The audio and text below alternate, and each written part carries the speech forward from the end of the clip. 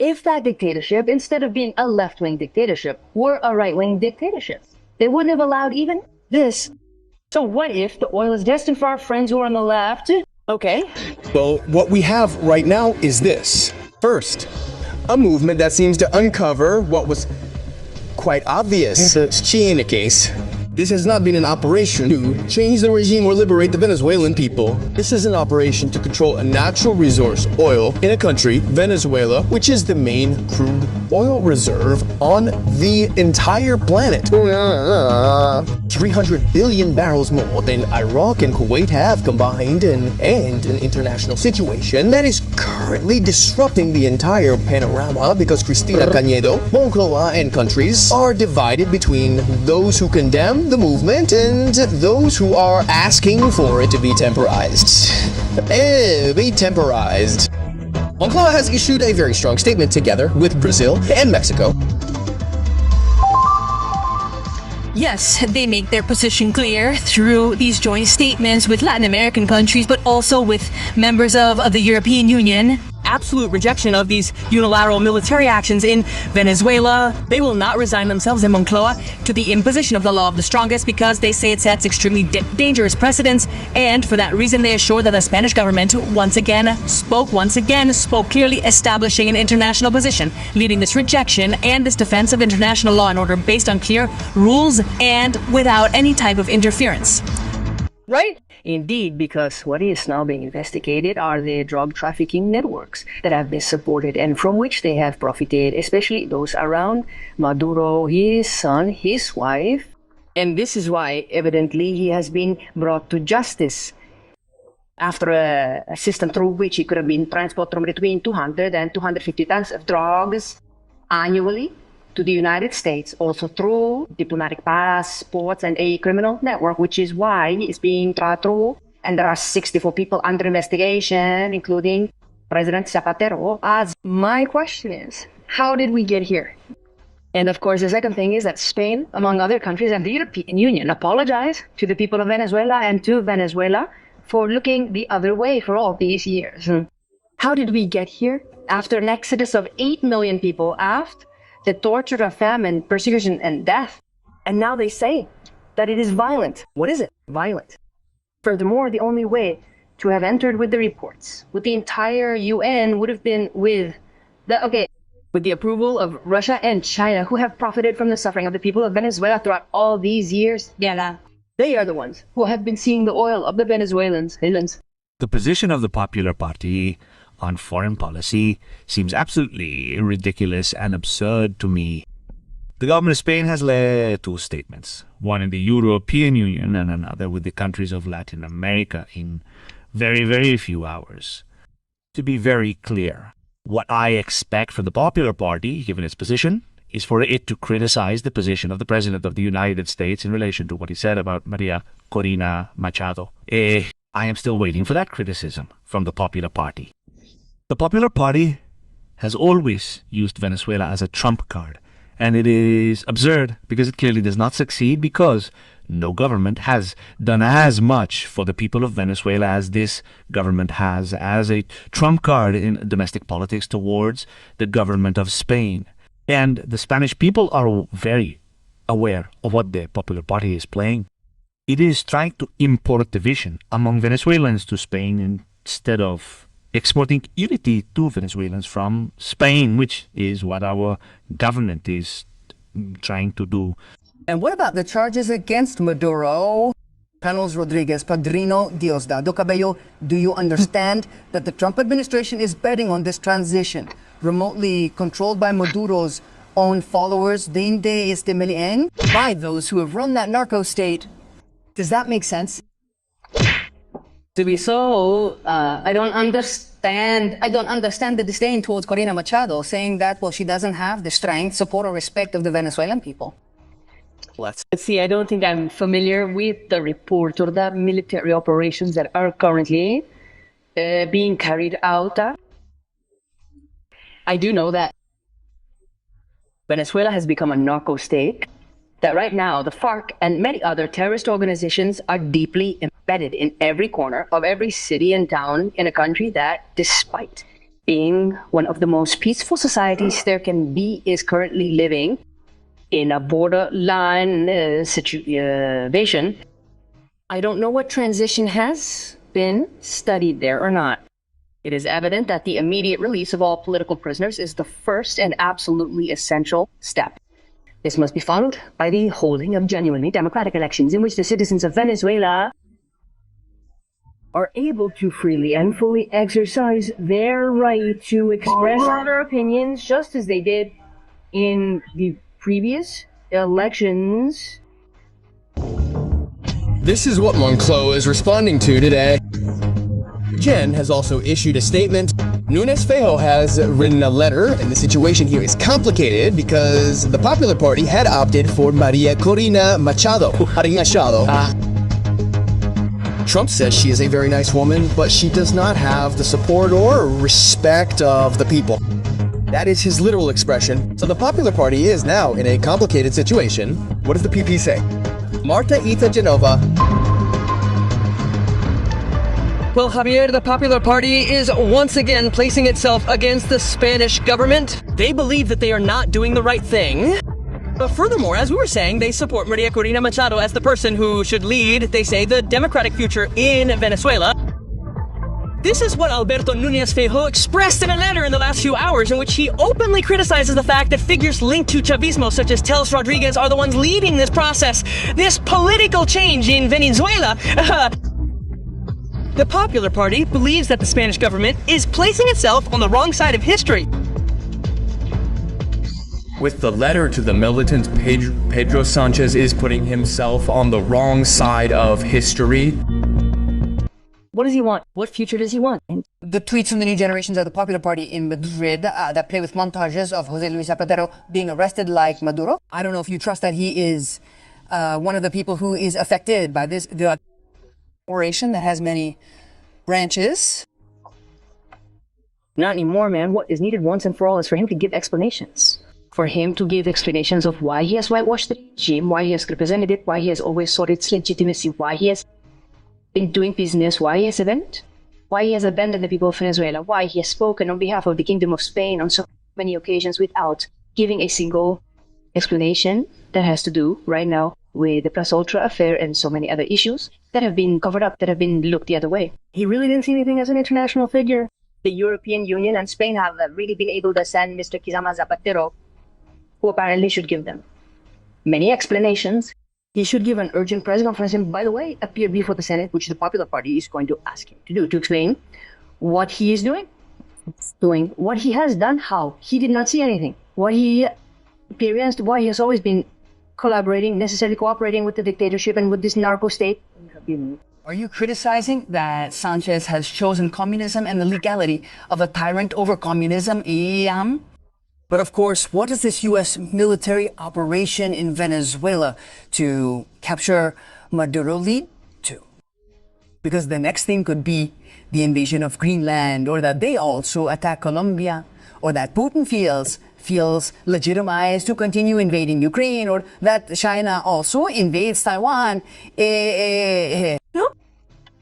Obviously, no one advocates breaking with the national sovereignty of another country, nor that by any means, not even violence one, should attempt to change the destiny and future of any state. But it is not a state right now. It is not a functional criminal state. It is a narco-dictatorship, as documented by international organizations.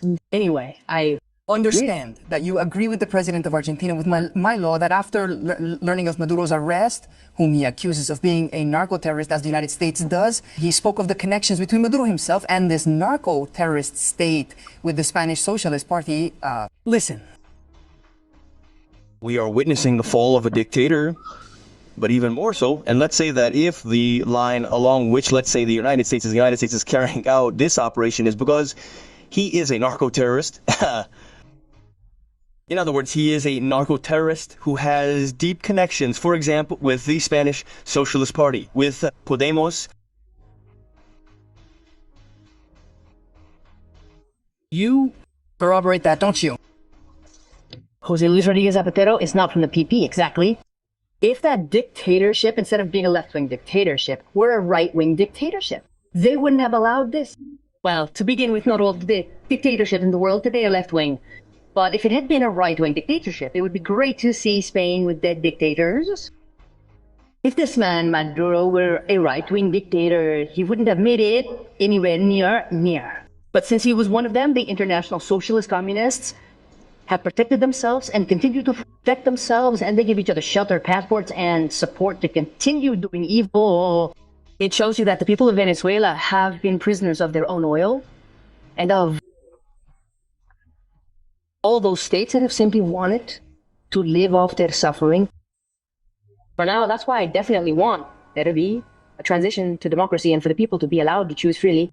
That's what we all want. It's what they want. And of course, our defense, in my case, and of course the Popular Party too, will be to support Maria Corina.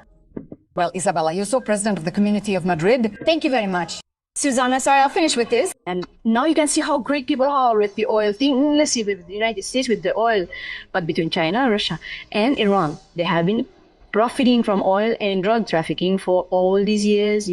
And then Maduro used repression to give stability to the system. But in the meantime, it was China and Russia who have profited from that oil, and the favors have been returned to them throughout this time. Also through Cuba, by the way. Also through Cuba. Therefore, what happens if the oil is meant for our left-leaning friends? Okay, if the oil is not that it shouldn't be for anyone, it should be a sovereign people who decide their future and who stop everyone from getting involved in it once and for all. That's for sure. But now there will have to be a transition that I can't imagine in a militarized country armed to the teeth like it is right now, but at the same time with very peaceful people. Oh, how can we get out of this? So we will have to give a vote of confidence to whoever does something. Of course, the European Union has not done anything on many occasions, and let's not even mention our government. Regarding the interview with Isabel Diaz Ayuso, I cannot stand how she disregards the truth when the truth gets in her way. Nor can I stand how she disregards human rights when human rights get in her way. Nor can I stand how she disregards international law when international law gets in her way. The world is no better today. We must remind Isabel Diaz Ayuso that there are more than 40 people dead from Trump's bombs. We must remind her that there is a country that is controlling another country.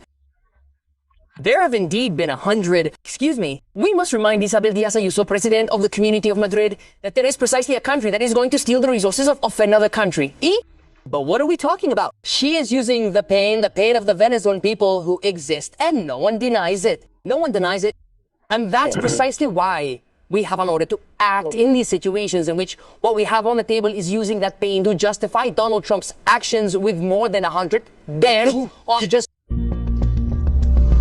Jose Manuel Alvarez, Minister of Foreign Affairs. How are you? Good morning. Good morning. Happy New Year. Mr. Alvarez, how do you read this? This is an oil raid. There has been a unilateral military action that is clearly contrary to international law, and what we are currently defending is international law and principles as basic as the sovereign equality of states and the sovereignty of states. Of course, this also includes control over their natural resources. Since the early hours of Saturday, we have been leading a position within the European Union. Yesterday, a statement was issued with 25 other member states of the European Union and the High Representative that spoke very clearly about the principles that Spain wants. This statement, especially the first two paragraphs, clearly bear the stamp of Spain, and the fact that they head the statement also speak of respect for international law, of the peaceful resolution of disputes, and at the same time there is a statement, as you pointed out just before I went on the air, with Latin American countries, very important, sister countries, Mexico, Brazil, Chile, Colombia, Uruguay, Dniester, Uruguay, where we also clearly establish these principles. There is a very dangerous precedent at the moment, very dangerous for Venezuela, where we must avoid any type of civil confrontation at all costs. We must work to ensure that the sovereignty and territorial integrity of all Latin American countries and, of course, Venezuela are respected. We must all work together to ensure that any solution for Venezuela, and that is what Spain wants and what we have been working on for a long time, is based on dialogue, always peacefully and always democratically. Sir, beyond Venezuela, this sets a very dangerous precedent for the entire world. Excuse me 1 second, because it is very important. The stakes are very high.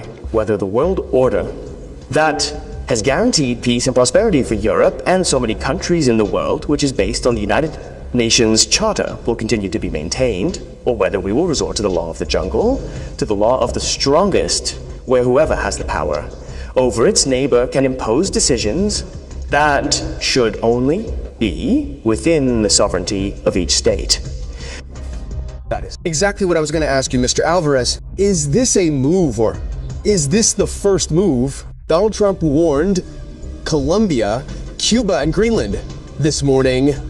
Is this a move, or is this the first move of expansionism, of American imperialism, of... I believe it is clear that what has happened in Venezuela, what has been happening in Ukraine for several years, what we have seen happening in Gaza is putting in check what in foreign policy is called the world order. That world order based on rules, not just any rules. The United Nations Charter, the most basic principles, and of course, Spain is not going to resign itself to seeing how that international order is gradually dismantled, because the Spanish people have to be clear about it. That international order, that international scale, what democracy is on a national scale, the sovereign equality of states, the sovereignty of each state also over its natural resources. These are basic principles. Neither peace nor democracy can be achieved by force or through external interference. And let no one have any doubts. If the international order based on rules is dismantled, if the United Nations Charter is dismantled, that will have a national impact. We will also see how democracy is gradually dismantled, and the government of Spain, the Spanish people, nor the Europeans, and the countries of Latin America will never resign ourselves to that.